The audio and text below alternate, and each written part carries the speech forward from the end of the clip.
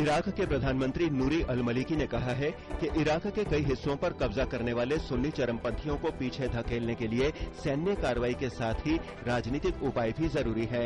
Iraq दौरे पर आए ब्रिटेन के विदेश मंत्री विलियम हेग के साथ बातचीत के बाद उनकी ये टिप्पणी आई। इराक की फौजों और ISIS के चरमपंथियों के बीच उत्तरी शहर टिक्रित पर कब्जे के लिए कड़ा संघर्ष जारी है। टिक्रित पर पिछले सप्ताह चरमपंथियों ने कब्जा किया था।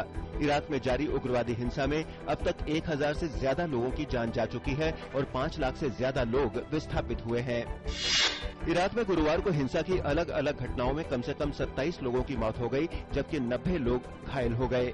राजधानी बगदाद से 250 किलोमीटर दूर किरकुक शहर में एक जांच चौकी के समीप एक आत्मघाती हमलावर ने खुद को विस्फोट से उड़ा दिया।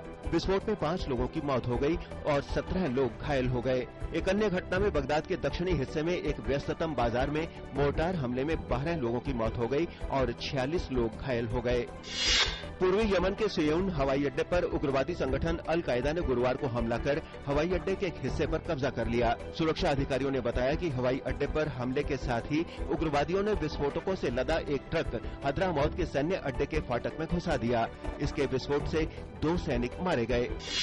यूक्रेन के अलगाववादी विद्रोही पूर्वी यूक्रेन में जारी संघर्ष खत्म करने के लिए शांति वार्ता में भाग लेने पर सहमत हो गए हैं। राष्ट्रपति पोरोशेंको ने कहा कि विद्रोही अगर हथियार डाल देते हैं तो उन्हें माफ किया जा सकता है, वे देश छोड़कर भी जा सकते हैं। उन्होंने पूर्वी यूक्रेन के सीमावर्ती क्षेत्र में बसे रूसी भाषी लोगों के लिए अगले सप्ताह एक विकेंद्रीकृत योजना लाने की भी घोषणा की।